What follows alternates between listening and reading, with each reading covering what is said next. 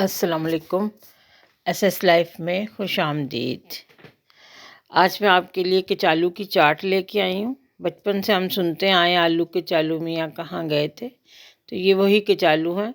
ये देखिए, ये बड़े बड़े गेंद की शक्ल के होते हैं। इनको उबाल लें, उबाल के तो इनका छिलका उतार के इनको बारीक बारीक काट लेना है। ये देखिए, बिल्कुल आलू की तरह ये भी, और जायका भी कुछ इतना मुख्तलिफ नहीं है, आलू जैसे ही है। तो आलू की तरह आप इनको बारीक बारीक काट लें।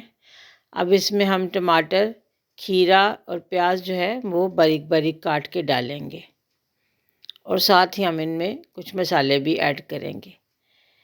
ये चाट पंजाब में बहुत कम किसी ने खाई होगी। ज़्यादातर ये केपी के पेशावर साइड पे खाई जाती है।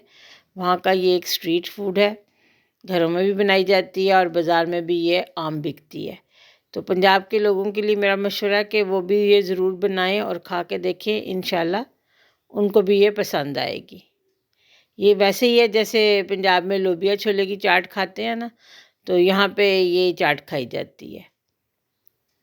पंजाब में छोटा लोबिया मिलता है, तो यहाँ पे बड़ा लोबिया होता है।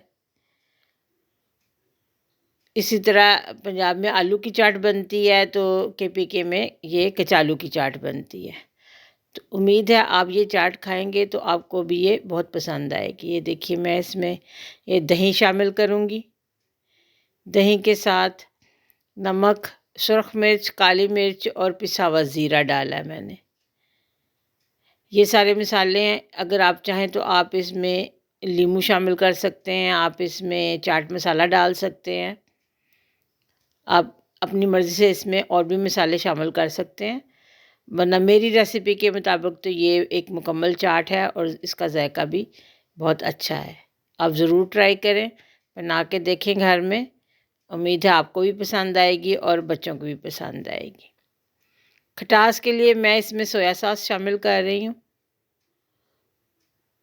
आप इमली की चटनी भी डाल सकते हैं और नींबू का रस भी शामिल कर सकते हैं, जैसा आपको अच्छा लगे।